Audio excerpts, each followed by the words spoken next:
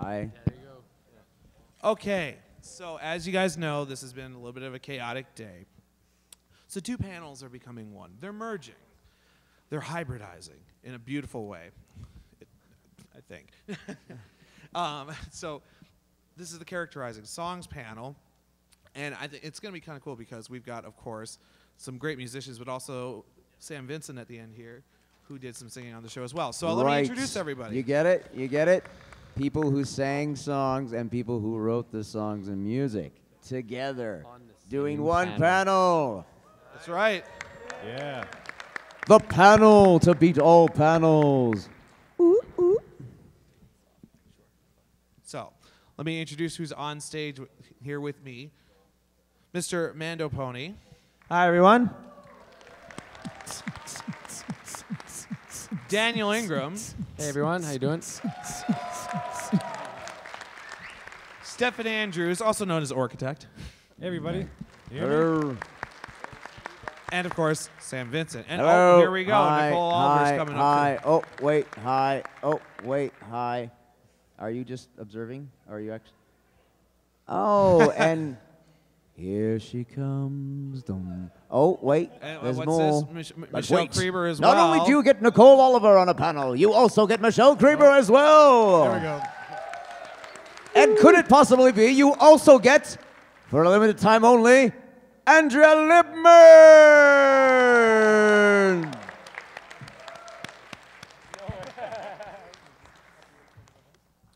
All right. Let's right. give him a second to get on stage and get situated.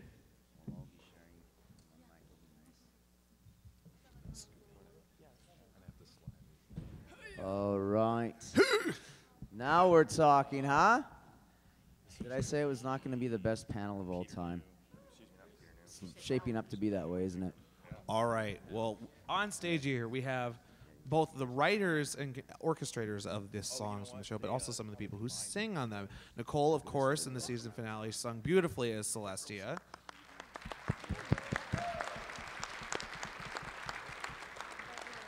Sam Vincent, so I'm trying to think of a good adjective. I think music manic-ish is not a word, but something. Music what manic-ish. is that with panache? With great panache, sung in Super Squeezy 6000. Great panache. Great panache. With Daniel behind the glass going, do better, go, go. Michelle Krieber is the singing voice of both Apple Bloom and Sweetie Belle in all of the songs. How y'all doing?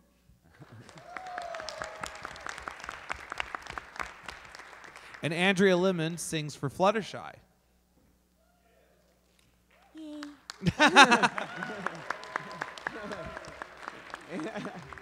And occasionally Pinkie Pie as well, actually. We shouldn't forget that. Yeah. Oh, there you go. Yes. Yes. Okay, well, so my question, since everybody here is on stage together, is for you, Daniel, what is your level of interaction with the voice actors who are singing, or I should say the singers, the musicians who are singing for the final cut of the songs? What is your interaction with them as you compose a piece? So, for example, you take a song like Celestia's song in the season finale. How did her being the singer for it shape how you composed that piece? That's a good question. I mean, I always write the song in my key for me to sing it, just because that's how I write. So I'll sing it, and then I called Nicole up and I said, okay, hey, over the phone, I'm gonna play some notes and let me know where your bottom range is and your top range is, and then we just try to find the perfect key that's gonna showcase her voice. And that pretty much every song happens that way. So that's why some of the musicians in the audience might try to actually play the songs on the piano or the guitar, and you're like, why is this in, C sharp major or some like weird key? And G flat major. Yes. Why? It happens because Did anybody in here try and play any of the music from the show? Use some of the yeah. Okay, a couple people. Once or twice. Who are you again? no, do you when you do it? Okay, so Andy, when you do it, do you change the key for yourself, or do you try to do it in the original key? Because you do your own arrangements of the songs. And Yeah, stuff. I usually try and do it like in the. Thank you, my good friend. I usually try it at least once in the original key, but if I'm singing like one of Michelle's songs, or if I'm singing something else that's like one of Kazumi's songs, it's usually rather high. So many times I will bring down the key or just do it an octave lower. But I know you wanted me to do that. So usually it's just about like learning the progression first and then just transposing it. But sometimes I can sing it in the original key, but it doesn't always work. It's fun to try though. As a trumpet player, G flat major, really? But as a guitar player, you just put a capo. Yes. and Or or a bar, and it's not quite so complicated. But or on a digital piano, you just hit transpose +1, and you're now. Anyways, no, we don't. We never do that. I just want. Make people think you work really hard. That's Because you do. So I guess then, because we also have another stage of the song creation process with us, the orchestration, Mr. Stephen Andrews over here, who's incredibly talented. Yeah. Yeah. Unfortunately, What are the raw materials, Stefan, that you are... wait, I gotta finish that statement. I can't just say unfortunately and out the blue. I was gonna say, unfortunately, Stefan doesn't get enough acknowledgement because they don't have an orchestration credit in the show. But of course, Stefan is very intimately involved in all of the song production with me, and it's great that you guys can appreciate that. Is there an aw? Thank you. That'll last me all year. They were dawing That's at all how they cute need, these these finals guys. That's in were. lieu of payment for his orchestration. That's thank you. Yes, that's right. But it was different for the season finale, which was obviously a musical. And we did that from head to toe. Yes, Or, that was our or horn to hoof, however you look at it. Yeah. Well, looking at any song that you've worked on the show, and if the season finale was different, by all means, let us know. Could you go over what it is like? What are the raw materials you're given for a song? For example, let's say Super Cider Speedy 6000, which I'm learning to say right. That song, when you're given it from Daniel, what are the raw materials that he gives you, and what do you do with those materials? I just sing it into my iPhone and hand it to him. No, it's not quite that bad. Would you want to answer that question, Steph? It's for you, Stefan. Yep. So you mean after the songwriting process? Yeah. Yeah. Well, I mean, Daniel, you can answer part of this just as well as I can. You write most of the songs on piano, Yeah. right? Well, yeah, they'll end up in piano because Yeah. it's once it's in MIDI in piano form, then now we can adjust the key and tempo to kind of really. That always seems to change when the voice actors come in. So the first thing I'll do is I'll write the piano sketch, bring in a voice actor, record that. Yeah. So we have a really nice vocal performance. We have a very detailed, completed song, sheet music for the song. Yeah. And then at that stage, a discussion happens, whether it's with Stefan and I, and I also, David Corman doesn't get mentioned a lot, but he does a lot of guitar production. He plays mandolin for me in the sessions. That's right. And so we have a discussion about what we think the direction of the song should be, and then at that point, you want to. Yeah, and the style of the songs are obviously predetermined. You talk with Jason and the production crew, and what is the style? Because there's so many different styles on the show, right? You don't want to have one person thinking it's going to be this orchestral piece, and it turns out to be a hayseed number or something. And that happened on Bab's Feed, actually. Yeah. But that was a pretty good song, right? Yeah, I don't know. Do people like that song? Bab's Feed?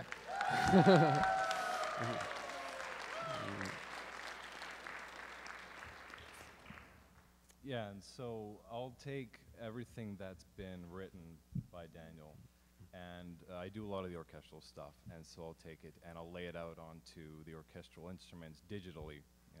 It's unfortunate we don't, have quite the budget to hire a whole orchestra, but that would be pretty sweet. That would be one day. We That'd want be to see a great. concert, a My Little Pony live orchestral concert would be amazing. I can play the Oh, yeah. clarinet.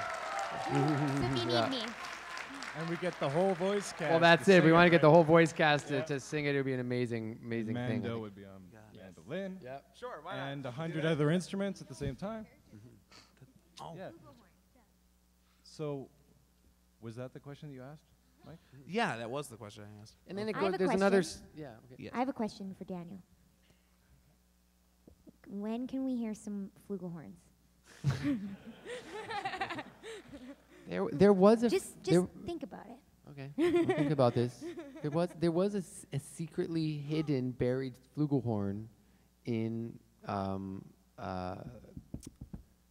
what's it called? The Crystal Pony Ballad, the Ballad of the Crystal Ponies. Really? Yeah, That's it's in there. awesome. It was in there buried.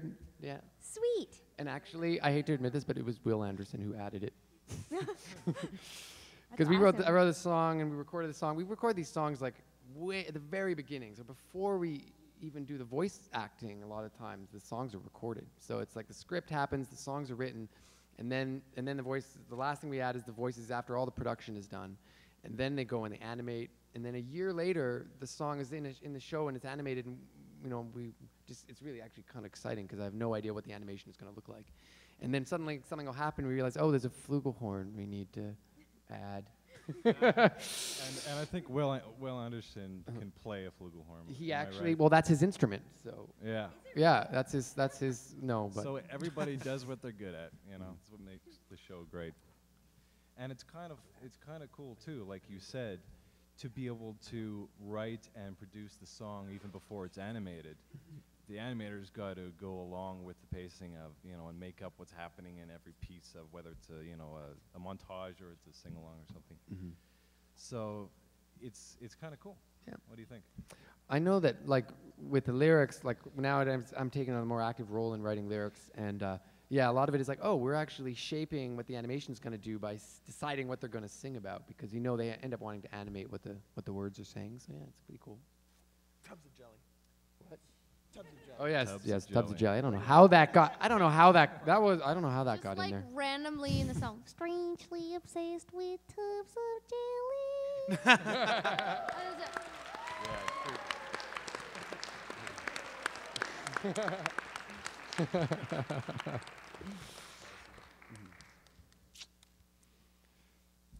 Do we have some questions for our other panel members? Well, I was gonna just say, in a second here, I'm gonna leave this. I think for this panel, because of all the great talent on stage, and also because of just how much interest there is in the music, I'm gonna open up to a little bit more Q&A in just a second. So if you guys want to start lining up, I'll ask one question, and then we'll start going through Q&A. There's a microphone right there. And I should also, let's see here. I want to mention one thing. One of the reasons I actually invited Andy up, which you probably wonder, wait, why? Why is this guy? Yeah, what's he doing there? Yeah, Andy and I actually had a chance to work together in Vancouver this year, which is a really cool collaboration. Yeah, and I wanted to get him singing on Pony, but we couldn't do that. This close. It came very close. close. Yes. Can you tell us which song it might have been if it was going to happen? I think it was just what you just said, like background. Yeah, it was. Because there's always other singers that come in, like a choir of singers, and I do these choirs usually with a small group of like 4 to 6 people, and so I wanted Andy in the choir at least, and then we ended up though on another show. We got on Littlest Pet Shop. I was recording a song, and we were doing this really cool sort of Beatles-y 60s thing, and I'm like, Andy, you got to come in and sing this. I think it's not, now this isn't a conflict of interest. It's going to be fine. So we got him in the studio, and we had a blast, and he does a whole solo. So you guys can look forward to hearing that later this year too.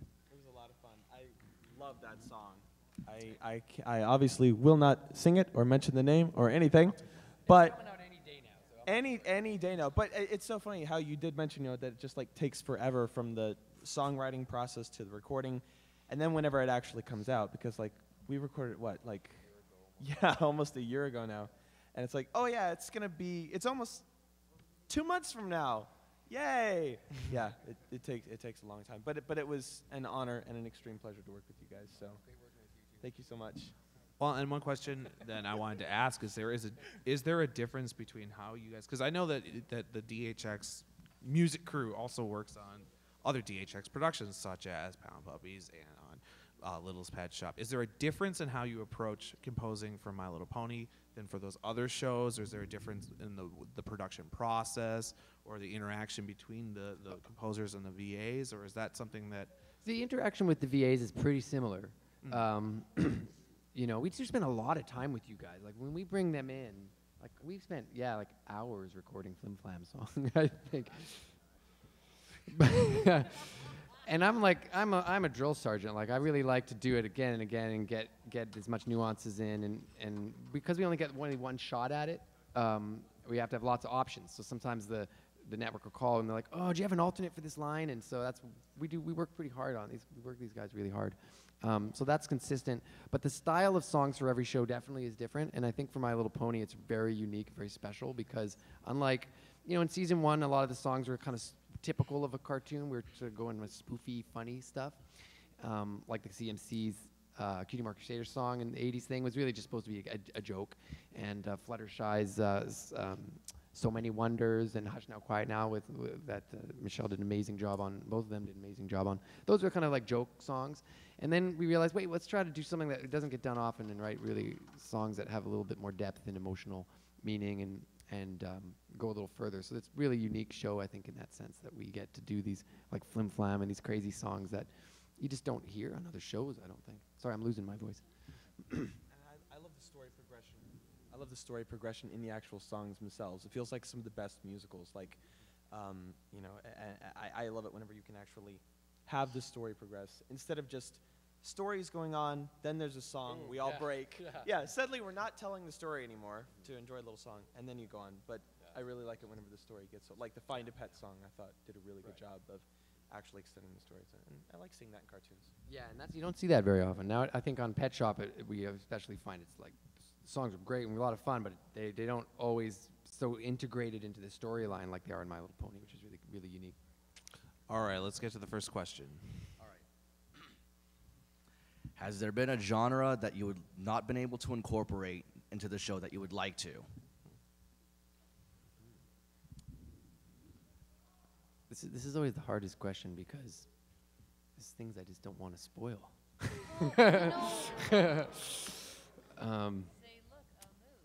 Look, there it is. It's up there. Oh, it's right there. Well, Someone needs to take care of that moose. I think we've done a little bit of electronic, like the only electronic music, like 8-bit or anything in the show is when Pinkie Pie sings, and we kind of have a little bit of leverage there for some electronics. I'd like to see a way, I'd like to find a way to incorporate a little bit more of a modern sound, like with some electronics music and some. Dubstep might be a little pushing it, but a little progressive, yeah. I don't know. I kind of the opposite. I want to have like a Rat Pack song, like a Sinatra thing. Oh, yeah, that could happen. Fun. I'm trying to think who would sing that. We get Michelle to do her vocals. Yeah. Daniel, Peter New and I make a very, very good operatic duet. Mm-hmm. Oh God. You know. That would be Oh my God! Don't make me cry. You're making me cry. Oh God. You got Peter. You can go for some. I don't know. I think it would be a nice contribution. I think. What do you think? Yeah. I think that would be. I think that would be an. I don't get to make these choices. These are writer decisions, but I certainly can say that. Yeah, I think it would be kind of fun to have. Big Mac suddenly turned out to be an amazing opera singer after all that. Big Mac and Al Bloom enter a talent show. Right. Oh.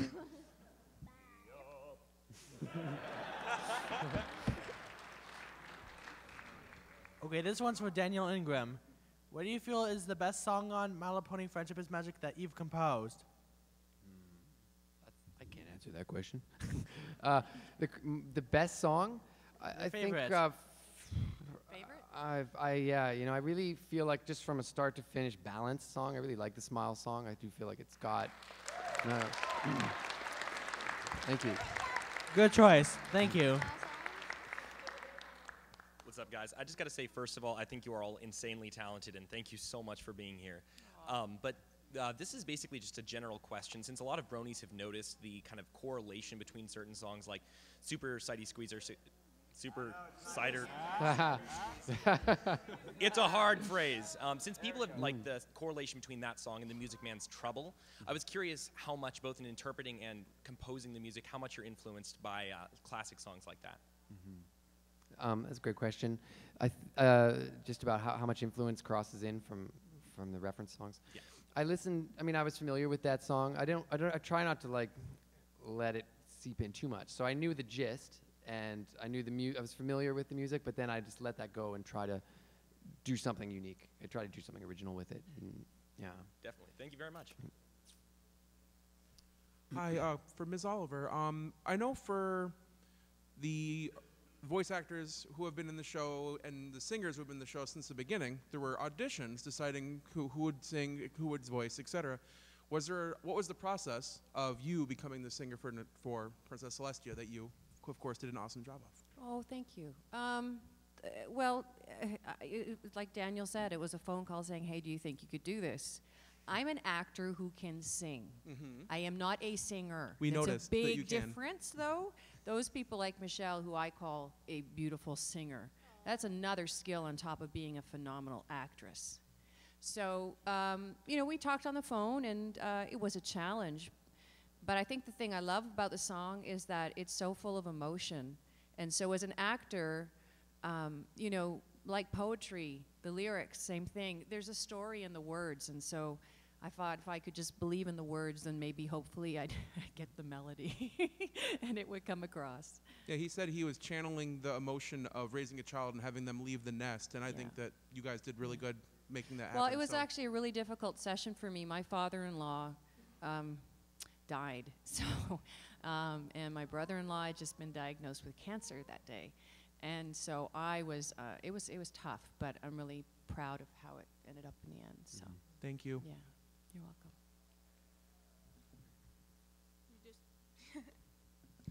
This one is for Daniel. I was wondering, how did you get started with the composing and like getting into the music industry in general? How did you get started with that? Well, I mean, I grew up playing music, but I wasn't classically trained as a kid necessarily. I was playing in bands and playing guitar was my first instrument, and I took some piano lessons as a young child, but didn't really stick with it.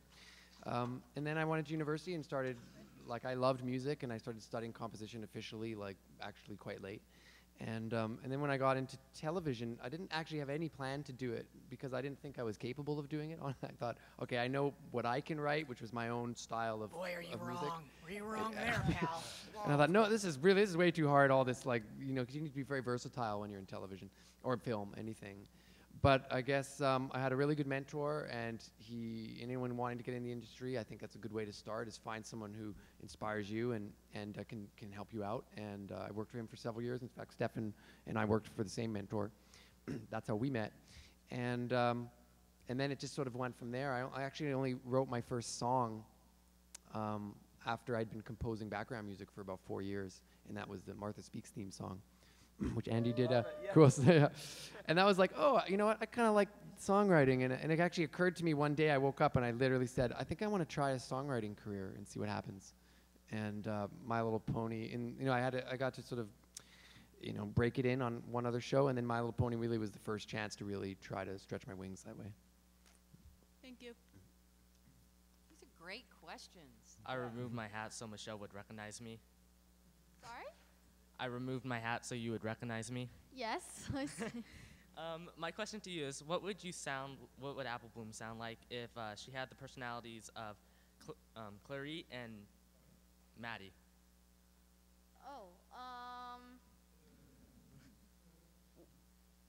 Okay, well, Claire's insane. And Maddie's like really, really calm. So I don't know. That would like really bounce, like, when you have like a really, like two really opposite neutrons or something scientific like that. It's like that. And I'm sort of the one in the middle. I can be crazy, once Tabitha brings in her cookies. I'm all the way on Claire's side. But, Maddie's the oldest one. She kind of keeps us under wraps. So I don't know. I think she would sort of, because Maddie and Claire we're really great friends, and that's what makes us awesome as a group. And I love them so much because we're different, and and that's what's special. So I don't know. I think Apple Bloom would just sound the same, I guess. We need to see you with Tabitha's cookies. You need to eat one, and we need to see you up. Yeah, I would be jumping off the walls. I'm probably sure I can do a backflip. Backflip, just, bing, bing, yeah, boing. This question is for Andrea Libman. What is the best song that you think Pinkie Pie and Fluttershy have done? One song by Pinkie Pie and one song by Fluttershy.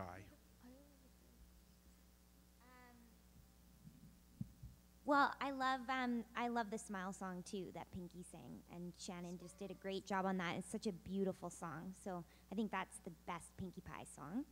And for Fluttershy, I really love the Find a Pet song. I think that song, it's just so fun. Yeah, they're both really awesome songs. And Oh yeah, she's an evil enchantress. She does evil dances. That's not really a song. I mean, it's my favorite song. So. Yay, Pinky! thank you, Andrea Libman. I love your work as Fluttershy. Thank you. No problem. Okay, well, before we get to the next question, two of our guests up on stage need to get going to make other commitments. So everybody, a round of applause. They're going to be here, but if you could give a round of applause for Nicole Oliver and Andrea Libman. They're still going to be here. You'll be able to find them across the hall a little bit later for autographs if you're still looking for autographs. I also have heard that we got a very large donation as a part of the drive to help this convention online. Somebody donated over $2,000. Yeah. So whoever you are, anonymous person. All right. Well, again, thank you, Nicole and Andrea. Before you escape, Nicole, I just wanted to tell you what you said about bullying yesterday was literally brought me to tears. Thank you.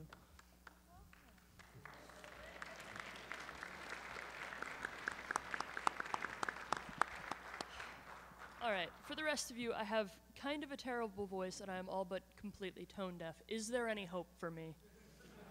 Auto-tune. You know, if you're passionate about something and that's what you want to do, then don't give up hope. That's if it's like just work really really hard and try to just do the best you can, and then that's what's important in life, to just try your best, and then you will feel satisfied with yourself. I promise. Just I'm inspired. I'm so inspired now. Practice and sing what you love. Just beware of YouTube. Yeah. Get some screeners before you post yourself on YouTube. You will save yourself a lot of aggravation. I want to answer a bit of that question too, because I am a terrible singer. At least I used to be a particularly bad singer, but I have to sing a lot of the demos when I write the songs, so that Hasbro can hear them, and I can say that for my own journey, like over the last 3 or 4 years, I've definitely went from being like, because I have to tune my own vocals so I can see when they're like way out and they're terrible, and now they're getting almost perfect, and I'm like, wow, so you can improve. You just have to do it all the time. You have to listen to yourself. Yeah, you listen to yourself. He's still a terrible singer, and you're never going to hear his demos. Yep, I'm on that same I'm place. crying now. I was inspired, now I'm sad. Okay, let's have an awe for Daniel now. Aww. We're tied. I wish I had Andy's singing talent. Oh, thanks. You have a great voice. One thing that's interesting about your voice is I noticed you have you have a huge range. Yeah. And yeah, you sing some songs in way like your chest voice, and you get way down there. Oh, no. Yeah. But then you have this beautiful like counter tenor kind of high thing that you can do. I think you're the only other person that's known the term counter tenor. Yeah, thank you very much. And it's really, that was actually one of the first covers I heard you sing. I'm trying to think which one it was now. It was really high, yeah. And I was, yeah, listen to that. Now I don't even remember the society. I'm the belle of the ball, the star of the show, and the kind of pony every pony should know. Thank you. From That some was years of trying to beautiful. sing harmony that's out of my range. It was so beautiful. Oh my Thank goodness. you. I I'm just crying. I'm wow. happy again. I'm inspired again. Thank you, and I'll see you musicians later. So beautiful, make me cry. Hi there. My question is a two-parter, and it's for the instrumental musicians. How many instruments do you play, and which one's your favorite? Go for it, Steph. Why don't you start that one? Okay. I play one instrument, and I write for hundreds. Is that right? Did I get that right? I think so, yeah. I play piano, I've seen you. sorry. You've got Keyboards. you have a guitar in your studio. You have a bass in your studio. You have an accordion in your studio. You've got Yeah, I've got lots, but it's kind of like I close the door and pull the blinds when I play them. If I ever have to record anything. No, he got soundproof blinds installed in the studio. It's true. Yeah. Yeah. I think my main instrument is the brain, but I play. I play guitar as my first instrument, and then I learned several string instruments after that, and then I learned piano as well. I think the more every instrument like will affect how you write music. So if I wanted to write a pop song, I wouldn't necessarily write it on the piano because I know what I come up with on the guitar, and you probably have the same experience. Like the medium affects the results so much, right? So like if I tried to write a Broadway musical theater song on a guitar or something, it would be a very different song than if I wrote it on piano. And sometimes that's a good thing. Yeah, exactly. Yeah, you're like, I'm gonna get. You're gonna, Yeah, that's right. So yeah, so I think how about yourself? What do you play? I play harmonica, trumpet, and I sing. Awesome. Play trumpet? Nice. Yes. Yes. Yes. It's not as cool as flugelhorn, but No. No, I'm I just don't kidding. That's know. awesome. Trumpet, really, really good trumpet players, I admire so much because there's only so much you can do with a trumpet, but when you're really, really good at it, you can just make it sound so super cool. It's actually one of the most physically demanding instruments to play, right? I do know that. Yeah, my best friend plays the trumpet. He's a professional jazz trumpet player. And he suffers all this. He's always like, I can't play. I'm injured. And I'm like, you don't look injured. It's worse when you have braces. No, it's called blowing your lip, and it's bad. Yeah. I survived. When I was in middle school, I had braces, and I played trumpet, and I learned to play it with the braces on, and then I kept the braces off, and it's a difficult instrument. So you have all my respect, sir. Mando, I think I already know yours, but could you tell us why? Sure. I play about 9 or so instruments, mostly string, because if you can play one, you can play most of them. My favorite to play is probably the mandolin. Obviously, that's where the mando. Mando pony. That is where that comes from. True. Oh, I thought it was pronounced It's mandopony. It's mandopony now. This guy. Probably my favorite to play because the first musician that I really became obsessed with whenever I was about 10 or 11 years old was Chris Thiele, a mandolinist for an old band Nickel Creek. Yeah, and I wanted to be able to hear the record, like any time that I wanted. So I didn't realize at the time, that he had been doing it for like 15 years and was a prodigy at like the age of 7. But I tried to emulate him, and so probably the mandolin. But my favorite to listen to would probably be piano. I think that's just my favorite all-time instrument because it's just pure musicality and pure tone, and I think it's awesome. Thank you. All right, thank you.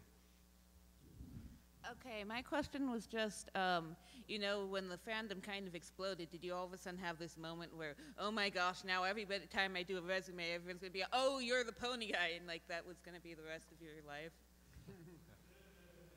We hope it's going to be the rest of our lives. Yeah.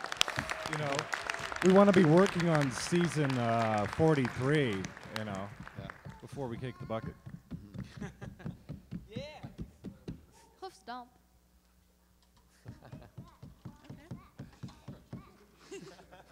Fair enough, thank you. Thank you. Hello. Are we ever going to see an official MLP soundtrack that we can purchase? So we can stop relying on like show rips? I thought we. I've never even thought of that before. That's a great.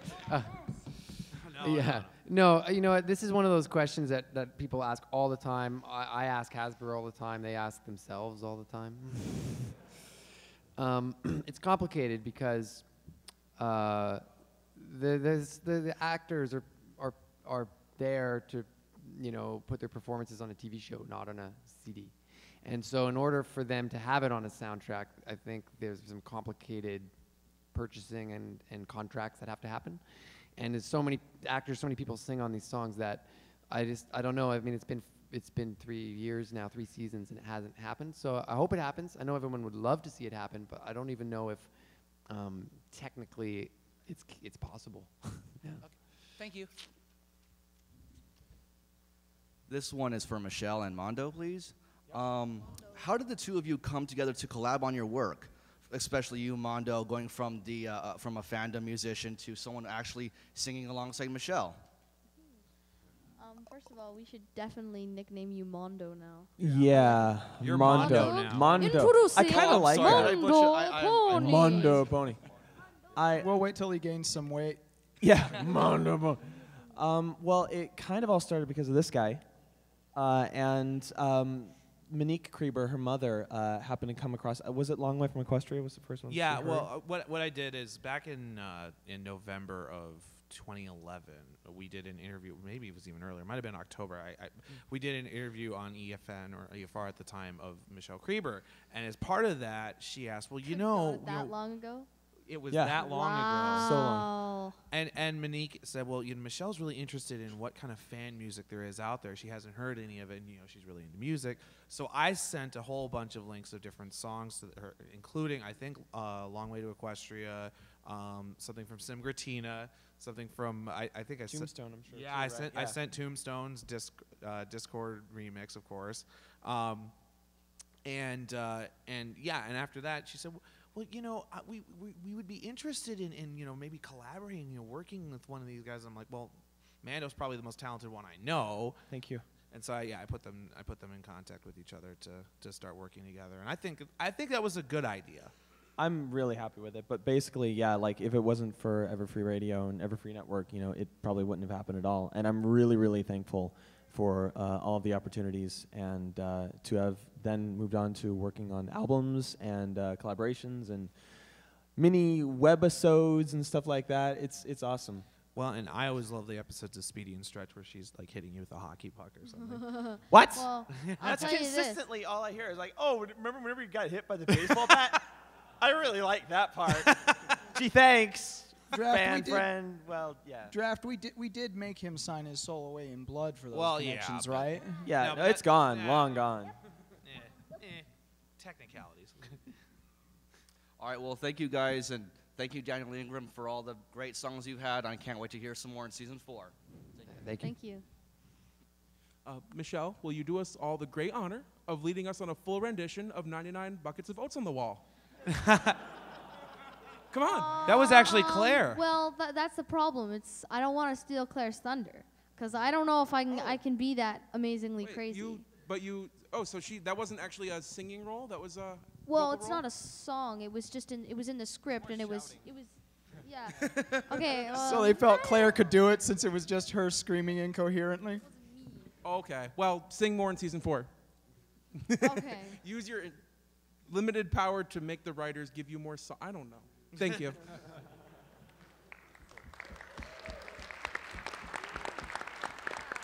That's a question that gets asked like every single con, and I was I don't know. That's a very popular question. If I have that song? Yeah.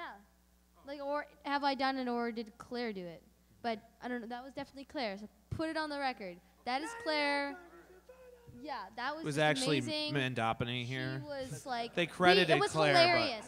We had to literally her characters fall asleep after she does that, but literally we actually did fall asleep there because we did it like so many times because we didn't know how many we were gonna use. So we did like 99 to about 81, then 64, 48, and then it's like 28 to 0. So by the time we were done, which is like, how do you do it? How do you do it, Claire? It's just like, I don't know how she gets the energy. I don't know. Lots of sugar, I think. Yeah. Lots and lots of sugar at the voice records. I've seen it. I sneak in there and I'm like, wow, this is where all the good. Our studio is just down the street. Not down the street, down the hall from where they record. And we sneak in there when we find out they're in there so we can take cookies and. That's what makes Sweetie Belle so awesome. Awesome. That's what makes Sweetie Belle so awesome.